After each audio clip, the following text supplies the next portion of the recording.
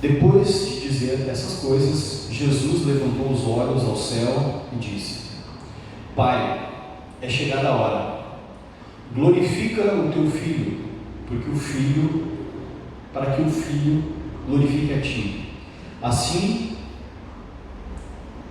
como lhe deste autoridade sobre toda a humanidade, a fim de que ele conceda a vida eterna a todos os que lhe deste.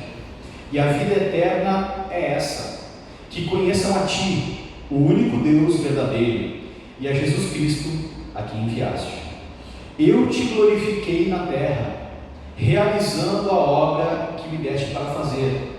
E agora, ó Pai, glorifica-me contigo mesmo, com a glória que eu tive junto de ti antes que houvesse mundo. Manifestei o teu nome àqueles que me deste do mundo. Eram teus, tu os deste a mim, e eles têm guardado a tua palavra. Agora eles reconhecem que todas as coisas que me tens dado provém de ti, porque eu lhe tenho transmitido as palavras que me deste, e eles as receberam. Verdadeiramente reconheceram que saí de ti e creram que tu me enviaste. É por eles que eu peço, não peço pelo mundo, mas por aqueles que me deste, porque são teus. Todas as coisas são tuas, e as tuas coisas são minhas, e neles eu sou glorificado. Já não estou no mundo, mas eles continuam no mundo, enquanto eu vou para junto de ti, Pai Santo. Guarda-os em teu nome, que me deste, para que eles sejam um, assim como nós somos um. Até aí. Pai, ilumina, Senhor, os nossos corações e a nossa mente, para que a gente possa entender a tua palavra.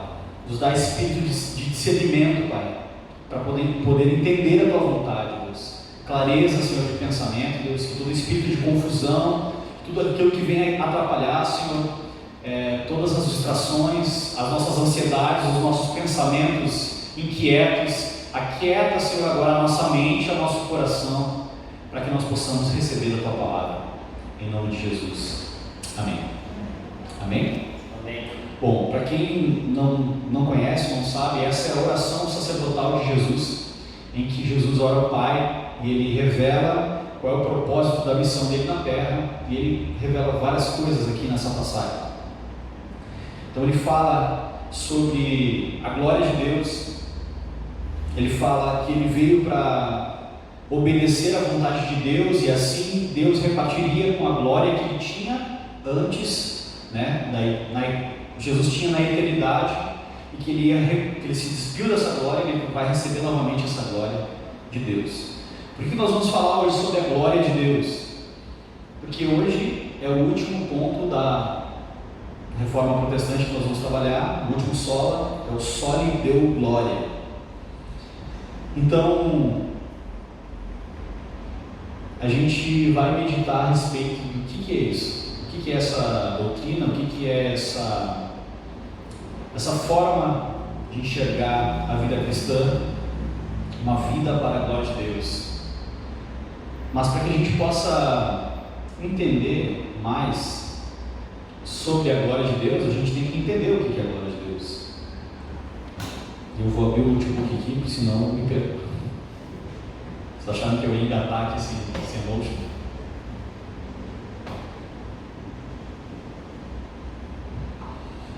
Eu não sei se vocês já viram Crônicas de Nárnia. Eu não tinha visto, e eu vi esses tempos com o Noah.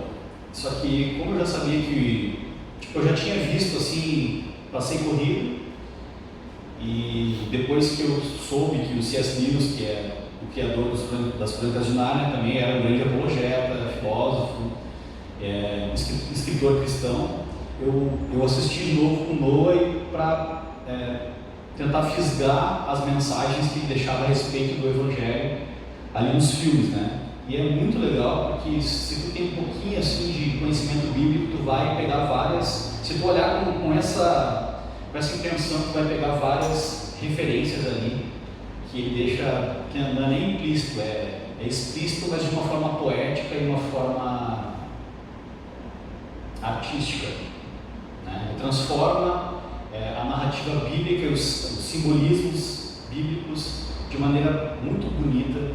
Então, se eu pudesse te incentivar, se você quisesse, né, ver esse filme Crônicas de Nárnia, é muito interessante.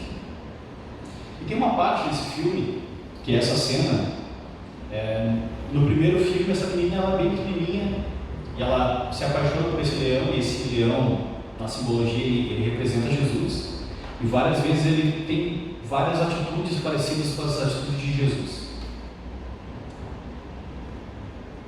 E aí esse é o segundo filme, ela vai para Nárnia de novo e tal, e ela encontra, e eles estão passando por uma dificuldade, e esse leão, que era o rei, que governava, né, o reino e tal, ele estava ausente, estava sumido, não estava aparecendo, e aí ela vai atrás desse leão para esse leão ajudar na guerra e tal. E aí quando ela encontra esse leão, eles têm um diálogo muito interessante. Eu estou tentando abrir aqui, falei tudo isso para mim, achei que ia dar tempo de ler. Eu vou ler o diálogo aqui.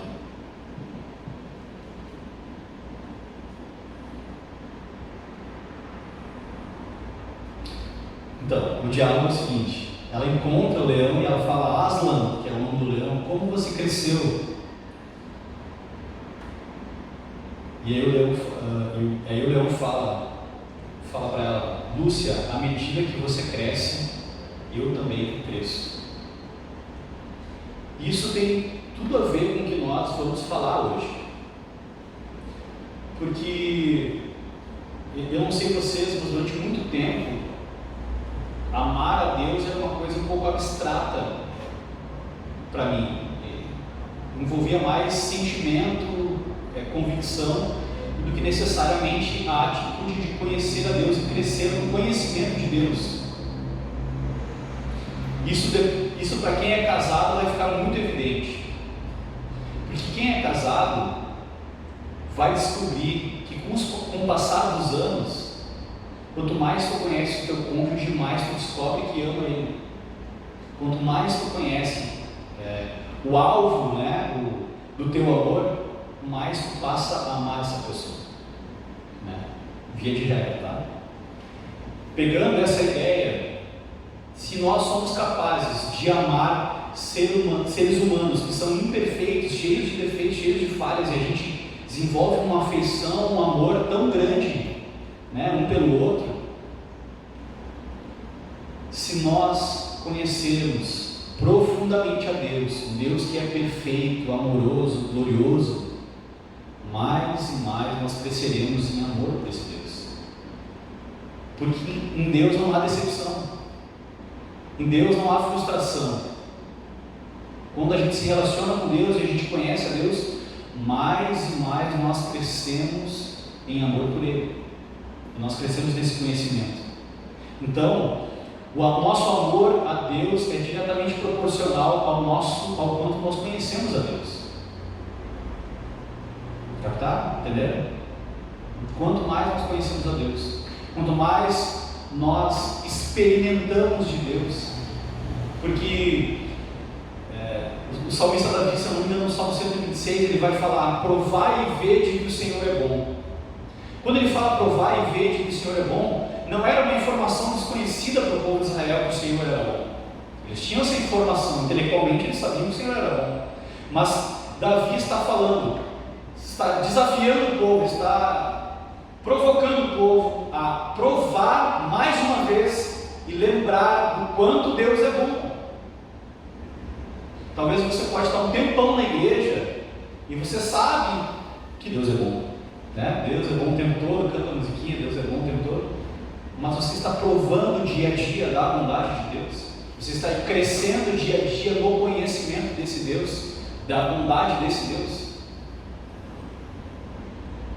Então aqui, nessa metáfora aqui do C.S. Lewis, né, nessa ilustração, ele fala que quanto mais essa menina crescia, mais o leão ficava: olha a juba gigantesca, bonita. Então quanto mais nós conhecemos o nosso Deus, mais nós nos apaixonamos por Ele. Então é bem provável que muitas pessoas passam anos dentro da igreja e não se aprofundam num conhecimento de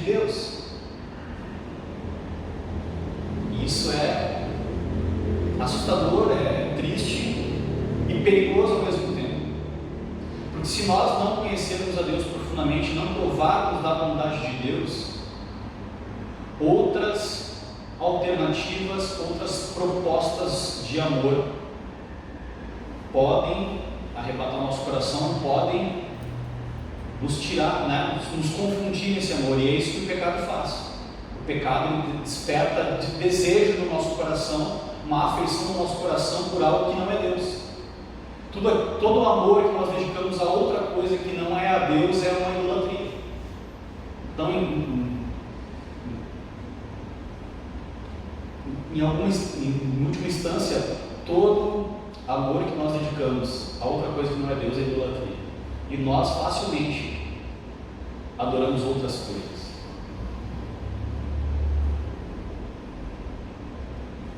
Nós somos convidados a conhecer mais a Deus. Às vezes a desculpa é o tempo, que é fato, que hoje em dia a gente tem muita coisa para fazer. O trabalho, a carga horária aumentou, tem gente que faz faculdade, filhos também consomem tempo. Tem fora, eu poderia falar sobre o entretenimento, que também se tornou um Deus, né? O entretenimento se tornou um Deus. Então, a gente fala que está sem tempo, mas sempre fala, quer ver como os nossos amores, eles revelam como nós gastamos o nosso tempo. Tu fala, e aí, como é que está a tua vida com Deus, como é que está a tua história aí com Deus, tal. Pois é, estou meio sem tempo, tal. Mas se perguntar do Dark, ele assistiu até o último episódio. O Game of Thrones ele assistiu inteiro. O Breaking Bad ele assistiu inteiro. Pô, como assim? O cara não tem tempo, o cara zerou o Netflix. A conta não está fechando.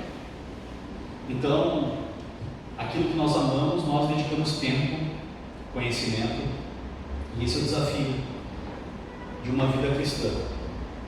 Para que a gente possa viver para a glória de Deus, nós precisamos dedicar tempo para Deus. Às vezes, a gente dá uma desculpa esfarrapada, uma desculpa simplista para não conhecer a Deus. Deus é infinito, Deus é muito complexo demais para a gente conhecer Ele. É uma desculpa até faz sentido, né?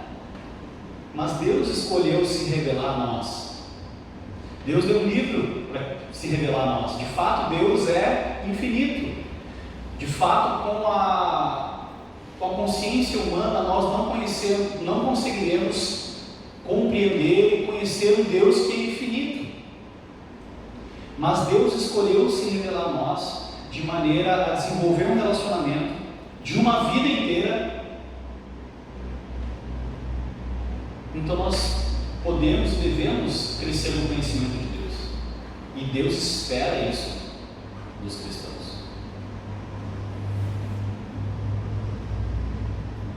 Algumas pessoas vão pelo sentir, eu sinto Deus no meu coração, né? Vão de arrepio em arrepio até que não sentem mais arrepio nenhum, e quando os arrepios passam, nosso coração pode sentir arrepio por outras coisas.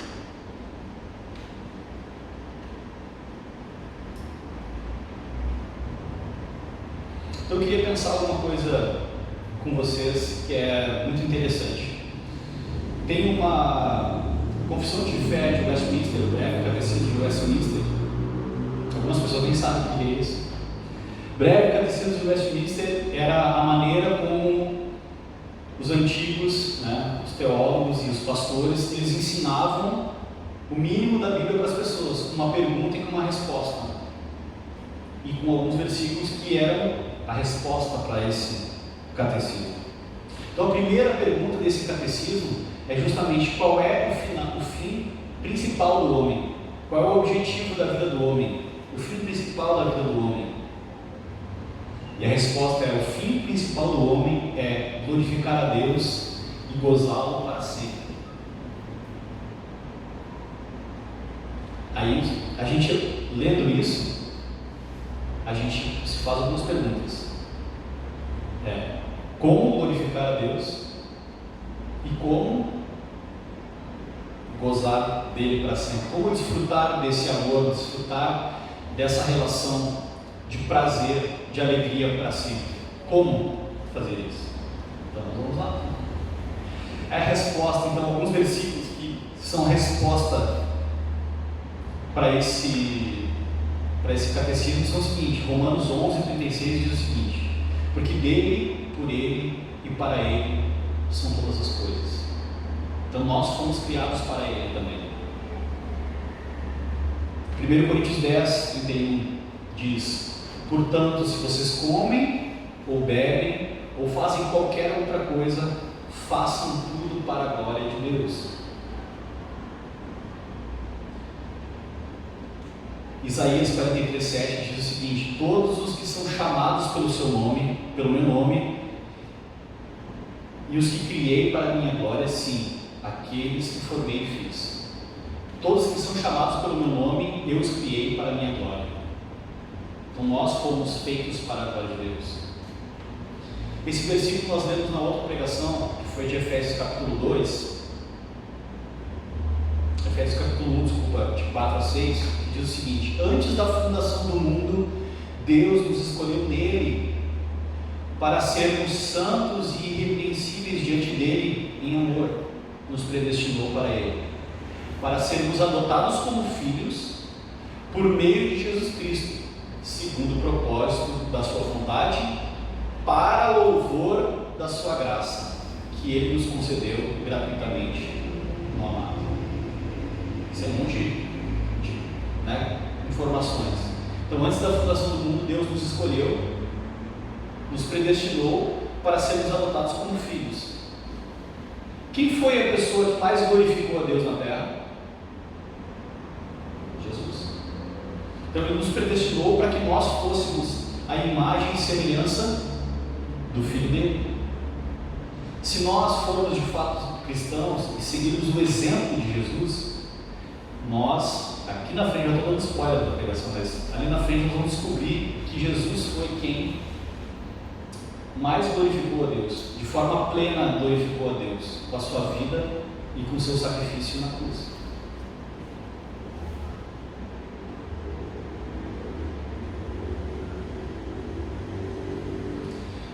Então John Piper, ele explica o que é a glória de Deus, que eu perguntei o que era a glória de Deus.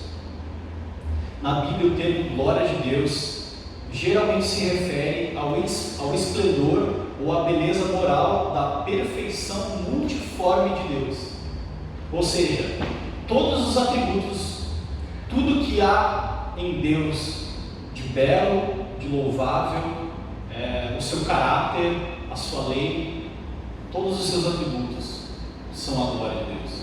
Então, quando o ser humano de alguma maneira projeta esses atributos, ele reflete a glória de Deus.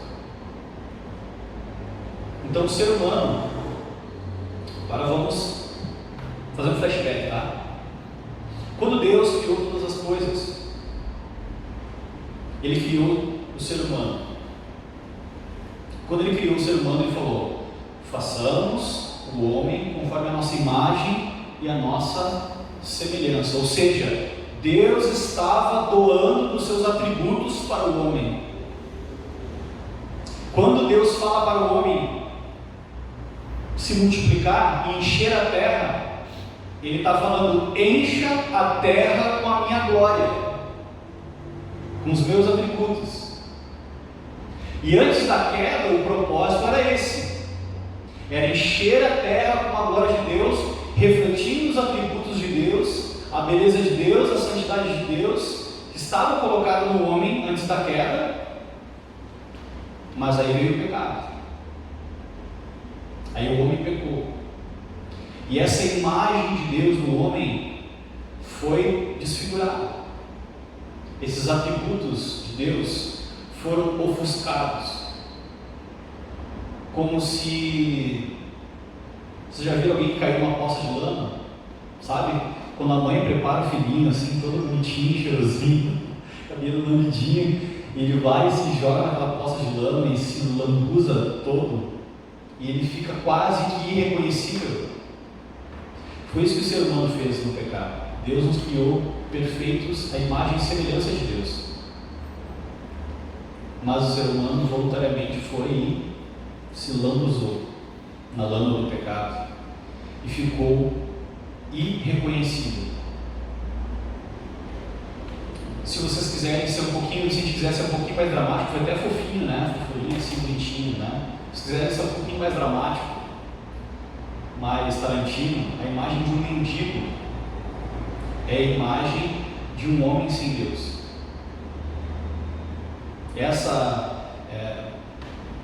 Alguém sem pátria, sem lar, sem família, sem esperança, sem futuro, fétido. Essa é a imagem de um homem sem Deus. Agora pasmem, por mais que você tenha um carro, uma casa, seja cheirosinho e limpinho corporalmente, sem Jesus todos são mendigos espirituais. A situação da alma do homem sem Deus é de um mendigo espiritual. Mendigo espiritual.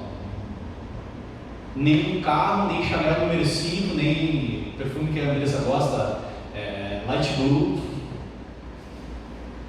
consegue tapar o odor fétido do pecado na vida de um ser humano. Essa é a situação espiritual do homem. Então o homem foi criado para glorificar Deus, só que por causa do pecado a gente se tornou incapaz de glorificar Deus. Incapaz de glorificar Deus.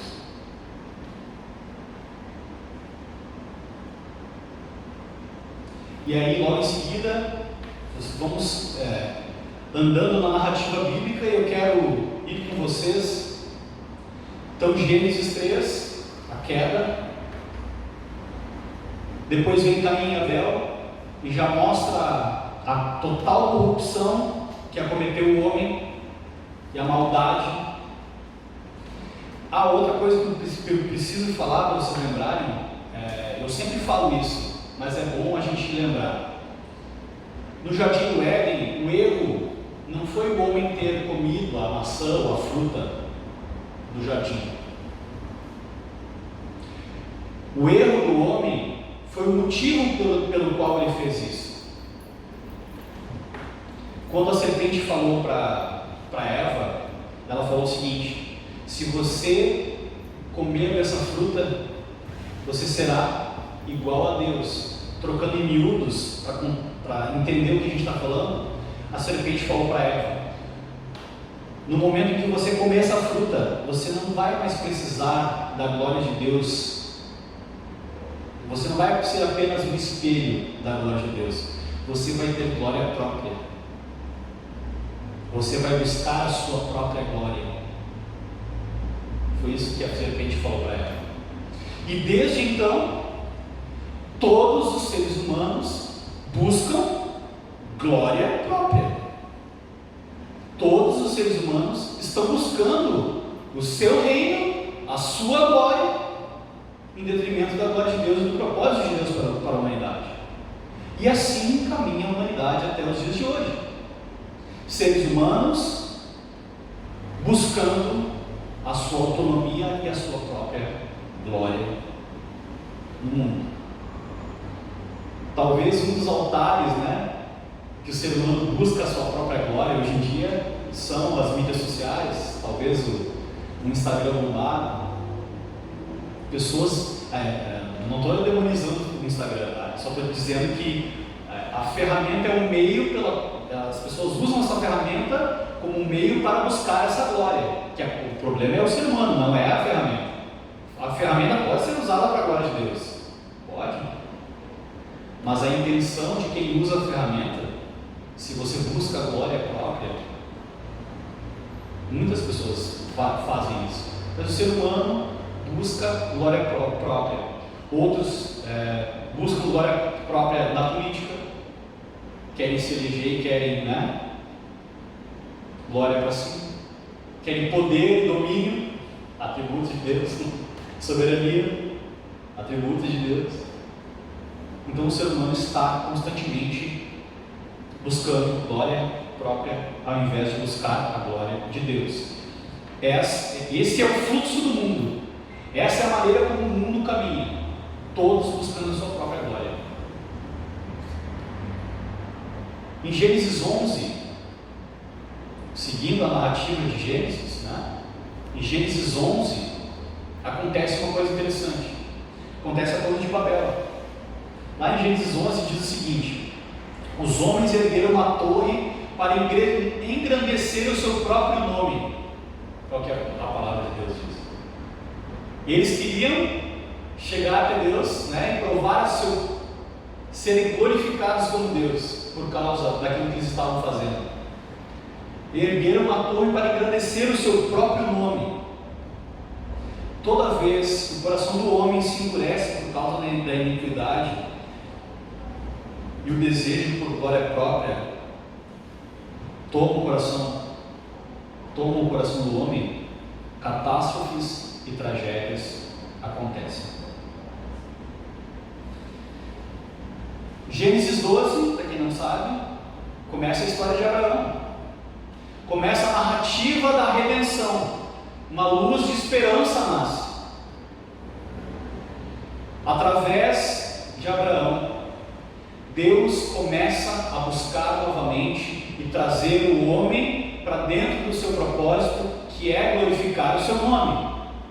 E ele faz isso através de uma família, da família de Abraão, que depois vai gerar a nação de Israel, o povo de Deus. O povo de Deus. Israel são os filhos de Abraão, o povo de Deus. E aí vocês sabem, né, como é que é a dinâmica do Velho Testamento. E o Velho Testamento caminha da seguinte forma: o povo de Deus obedece a Deus e glorifica a Deus na sua obediência, vitória, conquista, glória a Deus. Quando o povo de Israel derrotava os seus inimigos, o que o povo que foi derrotado falava? O Deus de Israel é o Deus verdadeiro, louvado seja o Deus de Israel. Glória a Deus. O povo de Deus, ao conquistar essa vitória, dava glória. O motivo da vitória era Deus. Em vários momentos, o povo de Israel começa a querer adorar outros ídolos, o coração do povo de Deus começa a adorar outros deuses, querer outras coisas. E o que acontece? A glória de Deus cessa. E aí, escravidão, exílio, fome, enfim, todo tipo de coisa ruim acontece com o povo de Deus. Por quê? Porque eles abandonaram o propósito inicial, que era glorificar a Deus com a sua vida, com a sua obediência a Deus. Então Deus escolheu um povo distinto de todos os outros, um povo que vive em prol da glória de Deus. Deus é glorificado por meio do seu povo, porque Israel é um povo relativamente pequeno em relação aos outros povos da terra, não é? Mas todo mundo, Israel é desse tamanho, mas todo mundo, onde o judeu põe a mão, floresce, prospera. E todo mundo sabe e atribui a riqueza do judeu ao Deus dos judeus, que é o Deus que nós temos. Então isso é algo que é evidente para nós. Nós servimos ao Deus de Abraão. Esse é o Deus da Bíblia. Esse é o Pai do nosso Senhor Jesus Cristo. Esse é o Deus que nós adoramos.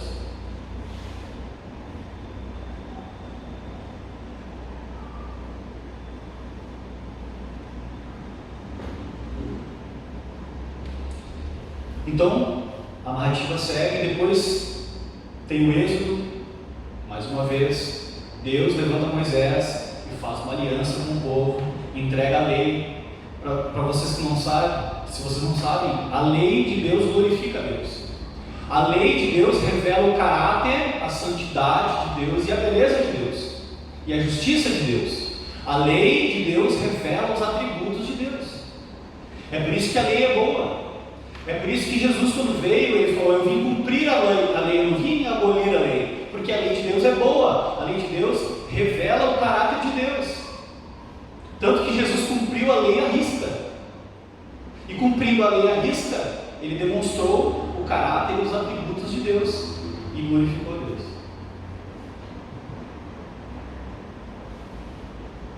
Então a lei de Deus é boa, a lei de Deus é perfeita, e a lei de Deus reflete a glória de Deus e os atributos de Deus.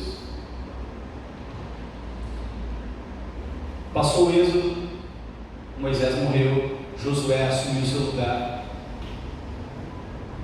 Depois tem aquela passagem onde eles, no final do livro de Josué, Josué reúne os homens da nação de Israel, os líderes da nação de Israel. Eles já tinham tomado a terra, só que ele sabia que o risco deles adorarem outros deuses e se contaminarem com outros povos era grande. Então, mais uma vez, ele faz uma aliança. E tem aquela passagem bem conhecida que fala: eu e a minha casa serviremos ao Senhor. Josué fala: escolham qual é o Deus que vocês vão servir. Escolham qual é o Deus que vocês vão servir. Mas eu e a minha casa serviremos ao Senhor. Esse desafio é para nós hoje em dia. Existem vários deuses para serem adorados.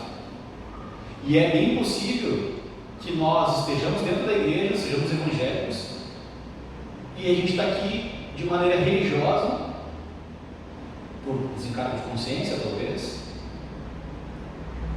e não está adorando verdadeiramente a Deus, não está vivendo uma vida para a glória de Deus.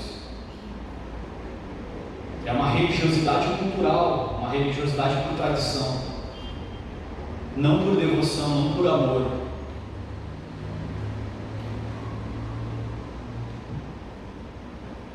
Então, no livro de Juízes também, Israel não tinha rei, e lá no capítulo 21 de Juízes fala que Israel não tinha rei e cada um vivia da maneira como queria. Não é como as pessoas vivem hoje em dia. Dane-se a lei de Deus. Lei de Deus? Que isso? Nós vivemos num mundo em que cada um faz as suas leis. Cada um tem o seu código moral, cada um tem o seu estilo de vida, o seu lifestyle. Mas o povo de Deus é diferente, o povo de Deus é distinto, ou deveria ser pelo menos. Nós devemos viver para a glória de Deus, obedecendo a lei de Deus. Então, nós chegamos finalmente, depois dessa narrativa, na pessoa de Jesus. Paulo vai falar que Jesus é o segundo Adão. Jesus é o segundo Adão. Jesus veio para cumprir e para fazer aquilo que Adão inicial não fez por causa do pecado. Jesus então viveu uma vida sem pecado. Jesus cumpriu plenamente a lei de Deus. E aí a gente chegou então nessa oração de Jesus em João 17, que foi o texto que eu li no início. E Jesus começa a oração falando, pedindo para que Deus glorifique Ele, reparta da sua glória com Ele. Que Ele queria glorificá-lo ao assumir a responsabilidade de morrer pelos nossos pecados, porque o Pai mandou. O versículo mais famoso é: porque Deus amou o mundo de tal maneira que deu o seu Filho unigênito. Então não foi Jesus, digamos assim, Jesus que escolheu morrer por nós. Ele veio em obediência ao Pai. Muitas pessoas têm dificuldade com Deus do Velho Testamento, mas foi o Deus do Velho Testamento que mandou Jesus para morrer no meu e no seu lugar. Porque Deus amou o mundo de tal maneira que mandou o seu Filho unigênito. Então Jesus veio em obediência ao Pai para glorificar ao Pai com essa atitude de abdicação total, de esvaziamento total, de renúncia. Jesus foi o maior exemplo, parece redundante isso, mas Jesus foi o maior exemplo de vida cristã. Porque o que é a vida cristã? É abrir mão dos seus desejos, é abrir mão de buscar glória para si e dar glória para Deus, não importando o que for acontecer comigo. Isso é ser cristão. Ser cristão é, inicialmente, crer em Deus, se arrepender da sua vida de pecado, ou seja, escolher abandonar a sua vida de pecado, para viver uma vida de obediência a Deus. Isso é conversão, esse é o processo verdadeiro da conversão. E foi isso que Jesus fez. Nós podemos seguir o exemplo de Jesus, e devemos seguir o exemplo de Jesus nisso, em tudo, né? Então Jesus foi o maior exemplo de cristão. Mas é verdade. Ele é o modelo de cristianismo. Porém, por outro lado, os verdadeiros cristãos, ou seja, os 12 apóstolos, morreram da mesma maneira como Jesus morreu, martirizados. Morreram dando a sua vida para viver intensamente para a glória de Deus. Então esse conceito só lhe deu glória é muito mais profundo do que uma camiseta, uma marca reformada, é muito mais profundo do que um quadrinho para botar na parede que tem lá na minha casa. O só lhe deu glória é o estilo de vida de Jesus e dos seus seguidores. E eu quero acreditar que é o meu e o seu estilo de vida, pelo menos a partir dessa palavra, a partir do entendimento profundo dessa palavra, desse conceito, que uma vida cristã é uma vida para a glória de Deus, uma vida para a glória de Deus. Então, nós precisamos entender que a verdadeira vida cristã é a vida que glorifica a Deus. Que esse é o nosso alvo. Muitas pessoas têm falado a respeito do cristianismo hoje, né? O que é o cristianismo? O cristianismo é amar o próximo. O cristianismo é ser bonzinho. O cristianismo é... Não. O cristianismo é morrer para glorificar a Deus. O cristianismo é abrir mão da sua vida para viver único e exclusivamente para a glória de Deus. É outro rolê, né? É outro compromisso. É muito mais profundo. É muito mais profundo.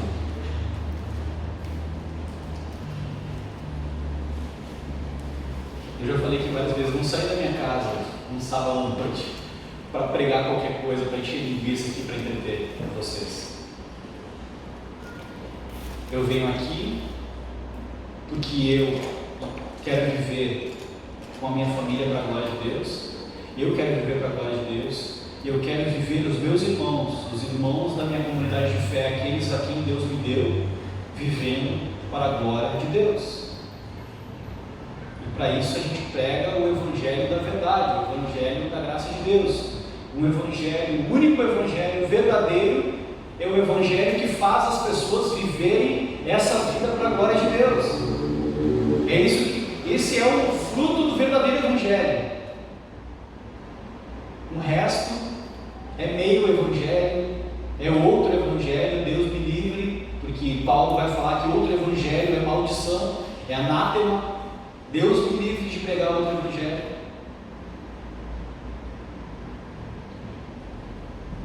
Então, meus irmãos,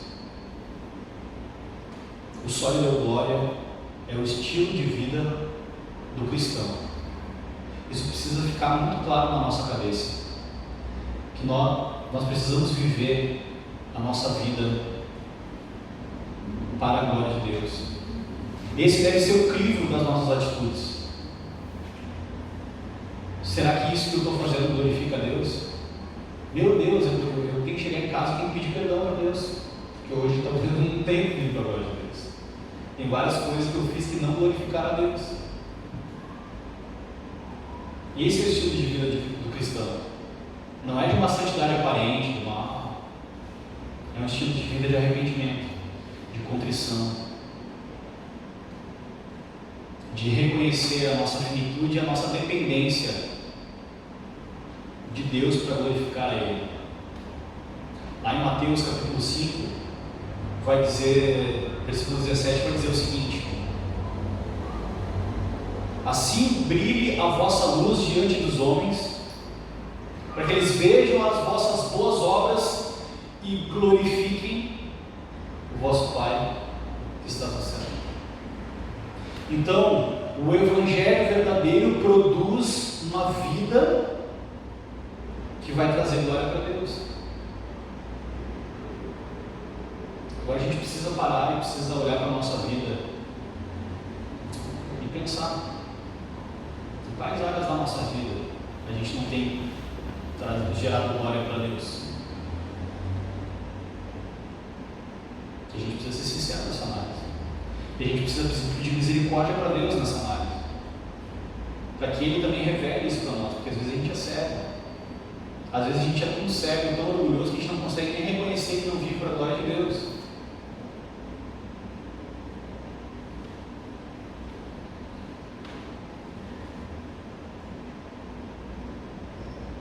Jesus Cristo morreu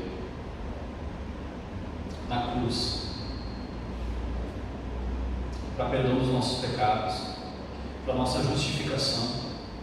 Ou seja, quando Deus olha para nós agora, Ele não olha mais para o meu e para o seu pecado, para mim e para a sua condição de miserabilidade.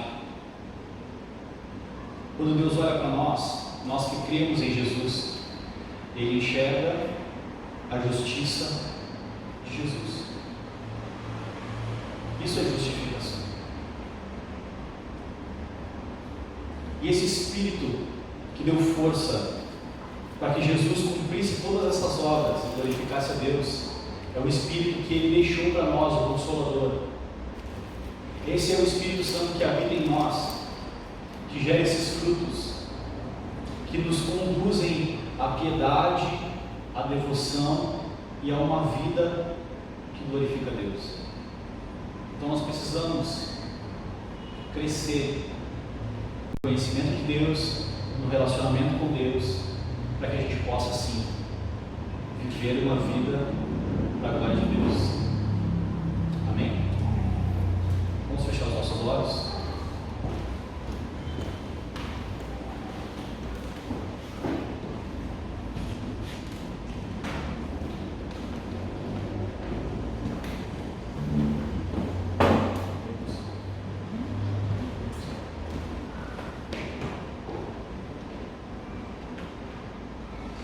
Senhor, nos perdoa. Nos perdoa porque muitas vezes, primeiro, perdoa a nossa ignorância, perdoa a nossa religiosidade.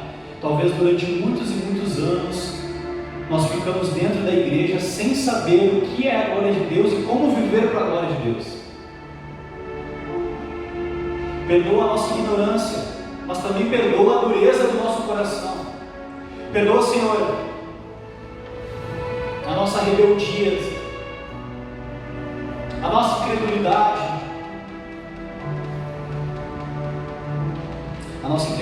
na Tua palavra, a nossa incredulidade na Tua lei, a nossa desobediência, a nossa rebeldia contra Ti, Senhor.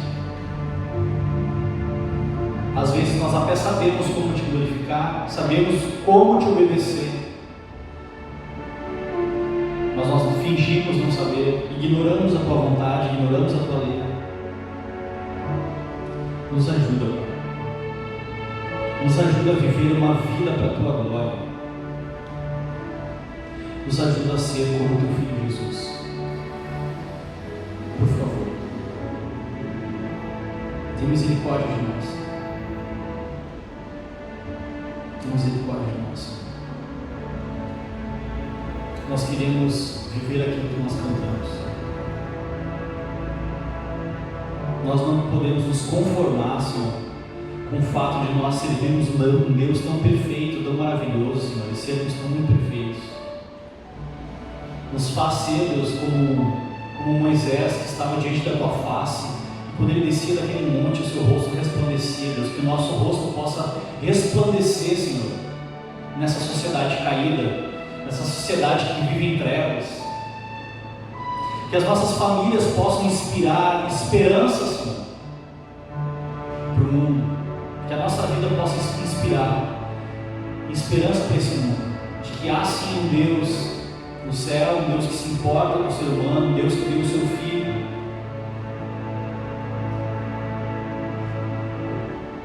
para salvar pecadores. E Deus salva de fato pecadores, E Deus transforma a vida de pecadores,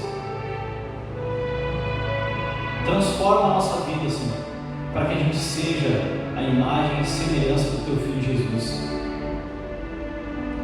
Em nome de Jesus, Pai. Em nome de Jesus. Amém e amém. Amém? Bom, se alguém quiser uma oração, se alguém quiser conversar depois sobre algum assunto, eu ando ansioso pelo dia que as palavras pregadas no domingo vão ser tema de discipulado durante a semana. E você vai sair daqui inconformado, vai querer sair daqui com sede de Deus, com sede de conhecer mais a Deus, de querer ser mais parecido com Jesus. E a gente vai caminhar com a palavra de Deus, vai aprender, vai se edificar mutuamente, e a gente vai viver uma vida para a glória de Deus, como o povo de Deus deve viver. Então, que Deus te abençoe. Nós vamos cantar uma última canção. Se você trouxe o dízimo, oferta, tem uma caixinha aqui, você pode ficar na liberdade de contribuir. Contribua conforme aquilo que Deus colocou no teu coração, com gratidão, com amor, como forma de resposta à misericórdia e à graça de Deus revelada na palavra. Amém? A partir da semana que vem, nós vamos dar início, para quem não sabe, que a gente tem o Natal logo, e a Igreja Cristã, durante os tempos, ela comemorou essa trajetória. O nome disso é calendário litúrgico. Então a gente vai seguir os passos do nascimento até a morte e a crucificação. Então o nascimento começa no Natal e a morte e a crucificação vai até a Páscoa. Nós vamos seguir então falando a respeito de Jesus durante esse tempo, marcando os passos, de Jesus, a história de Jesus durante esse tempo. Todos os domingos nós vamos falar a respeito da vida e obra do Senhor Jesus Cristo, do Natal até a crucificação e a ressurreição na Páscoa. Amém? Deus abençoe.